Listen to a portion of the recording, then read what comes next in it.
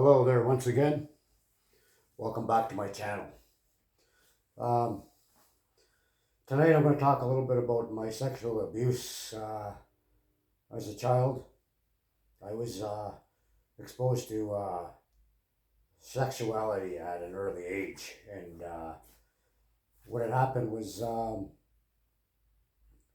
was adopted by relatives, male relatives, and I was brought up in an alcoholic environment with a lot of violence and sexuality, that sort of thing.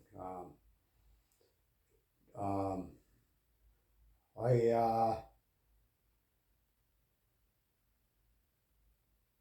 grew up in, I was raised by my grandfather, and there was my grandfather is a residential school survivor. He was at the Mushroom.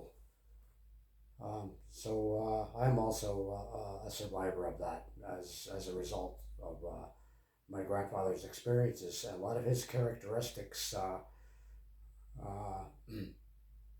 with the drinking and with the violence and even domestic violence can be traced back to the residential schools. That's what I mean, that how I was affected and how I am a survivor as well. So what I'm going to talk about, I'm going to just get right into it. The first, I'll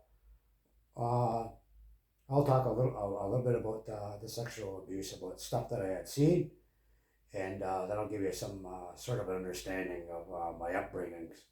Um, when I was a toddler, uh, a baby, that's the first I can remember. So I can remember sexual abuse, visual sexual abuse, right from, and any kind of sexual abuse, right from the very start. As soon as I was a baby. So I was adopted as a baby. My mother was unable to take care of me. She got pregnant when she was 15 with me, and had me. I think just at the age of 16, just as she turned 16. And so I won't go into that, how she got pregnant, but I ended up in my grandfather's custody, and my mom moved and started another family. But as I was growing up, there was a lot of parties, drinking parties, lots of alcoholism going on, and so there were a lot of drunk men coming and going in and out of my home. And uh, what I remember right off the bat is, as a child, is when an older relative who was supposed to take care of me and be babysitting me, and he started masturbating. Maybe from here to the lamp he was, and I heard the noise, and I remember being in a baby buggy or something like that, and I didn't know what he was doing, and it scared me. But now, after all these years, I learned about sexuality really. I learned about sexuality really early in age, so I pretty much found out what it was after a while, and I learned just from their talking. There was a lot of vocabulary, adult vocabulary, uh, vocabulary, adult vocabulary, adult, all the drunk talk and stuff like that. It was all sexuality. Everything was open. Um, I watched women getting undressed at parties on several different occasions in the very first house that I grew up in, the old White House, I'll call it. This was on here on my reserve also. Excuse me. And so there was a lot of drinking in those first few years of my life, and I remember watching women being sexually assaulted by older men. I won't go into specifics who they were, or I won't name names or anything like that. I'm just going to say that some were relatives and some were older men. I watched one incident where a woman was so drunk that she was trying to leave. and she passed out in her car. And about 5 or 5 o'clock in the morning, and one of the men went out to the car and started raping her and while she was sleeping. And uh, but everybody at the party, nobody, there was a lot of men there. Bothered to, uh, nobody bothered to do anything about it. It was a big joke. As a matter of fact, a lot of the men participated in this sort of thing around me while I was growing up in that first house that I grew up in. And uh, there was another incident that stands out too. Also, where uh, a man and a woman were fondling each other in front of me. They just met each other, and the woman was sitting on the couch, and there was a big drinking party going on at my grandfather's house, and um, the drunk guy walked over to her and started, he just started, you know, sitting beside her, like on this part of on the chair, and she was sitting here, kind of a thing, and he sat up and he was like, he started touching her feelings. She didn't even object to it, and so I guess but they did stop. But she only objected because I was standing there watching, and she said that little boy is watching, and she pointed towards me, and she made him stop. But he was all over her, and it only made me curious. It backed up a lot of what the the sexual talk that I was growing accustomed to listening to. So already by the time I was 6, 7 years old, I started to know about where babies came from, kind of a thing, and there were pornography magazines uh, scattered around the house sometimes, and sometimes they were left out in the open. And I remember looking at Playboy magazines, and I started looking at the Penthouse and um, some of the other sexual magazines when I was about 10. And that really got my interest in sexuality. And along with watching the sexuality that was happening around me. So the curiosity towards sexuality was opened up early on. My sexual awakening started early when I was a very young child, but I didn't actually have sexual intercourse with a woman until I was a young adult. Not that that matters, but I'm just saying. But so I was not really sexually active person in that sense growing up, but I was very interested in sexuality because of what I was seeing. Another time when we were living in this trailer,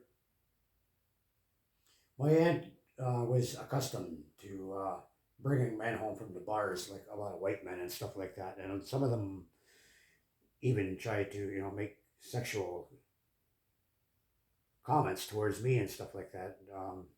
But I would ignore it and that sort of thing. And there's so much that went on that I could go on all night, but I'm just going to talk a little bit about sexual activity that I was exposed to. So my aunt brings this guy home from the bar, and she passed out on the floor in the trailer, and my grandfather was also uh, in the trailer, and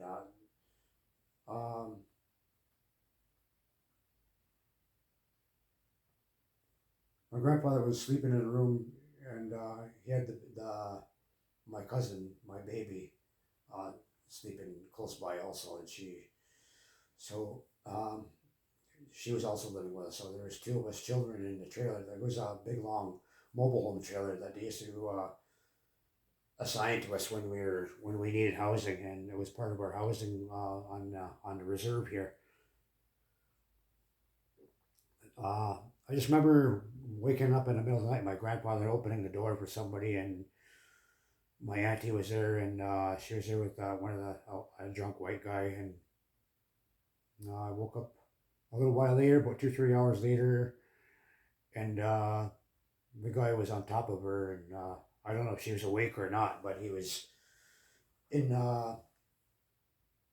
full scale having sexual intercourse with her, and so I just happened to look over to my side, and I saw what was going on, and I turned over. Well, I just opened my eyes for a minute and just closed them, kind of thing. I just froze and then just fell back to sleep. But I just remember seeing a naked man humping on whoever on the floor, and I wasn't sure who it was. And then I just realized in the morning it was my aunt because I saw her on the floor in the morning. And so I was about 10 years old at the time when this happened. And my grandfather, I don't think he even knew it was going on because he was sleeping in the room and we were out in the living room, me and my cousin Mitzi. And she was also in the living room. I just come to think of it now. So a lot of these memories come up too as I'm getting sober, and I realize that a lot of these activities can be traced back to the residential schools that were built on throughout Turtle Island, North America, to assimilate Native children to become citizens.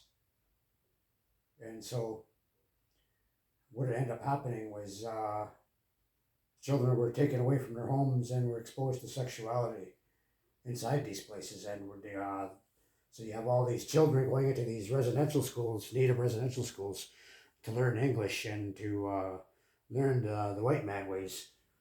What had ended up happening was all these children had no one to protect them because the church staff, the church, Jesus Christ,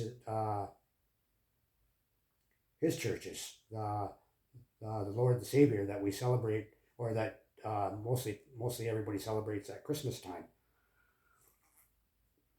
That's where it started, anyways, was the church, and so that's when you celebrate at Christmas. And you're celebrating the birth of Jesus Christ, you're also celebrating the birth of sexual abuse brought on by the churches inside these residential schools. So that is a known fact today. And so everybody says, oh, don't blame your childhood on a rotten childhood on the way you are today and that sort of thing. Well, you know something? Don't worry about it. This is, worry about yourself. Okay, this is how we deal with our trauma. How we get sober is by talking about it. So I've set up my living room here a little bit in kind of like a little bit of a treatment center sort of atmosphere, so that and I got my feather here, which gives me courage and a little strength, and along with my puppy dog here, Oreo. So the sexual abuse, I was exposed to it early. I watched a lot of women being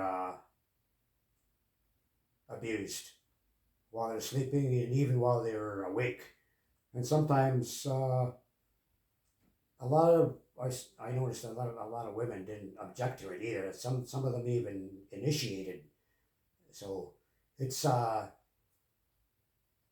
very weird behavior, and it's I observed a lot of it with my own eyes growing up, and you would think that women being sexually abused, they would they would be objective to that, but a lot of times I saw where it was encouraged by even women, where women started a lot of trouble too for themselves, but it's not to blame though.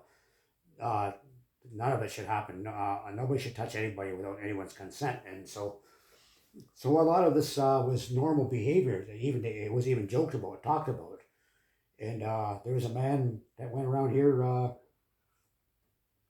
for years, raping men and women, and while they were sleeping, and so I won't talk too much about him because it's just that's part of my sexual abuse too. So that's just that's all behavior that can be traced back to the predators that were in the residential schools, walking around trying to feel the children up, and taking advantage of young girls and boys who had no one to take care of them. And so a lot of sexual trauma, a lot of abnormal sexuality, a lot of violence, sexual violence can be traced to the residential schools, along with many of the other cycles of violence. It's it's an ongoing topic. Like there is so many different components to what can be traced to the residential schools, and sexual abuse, raping somebody when they're sleeping, children being exposed to sexuality when they're just children.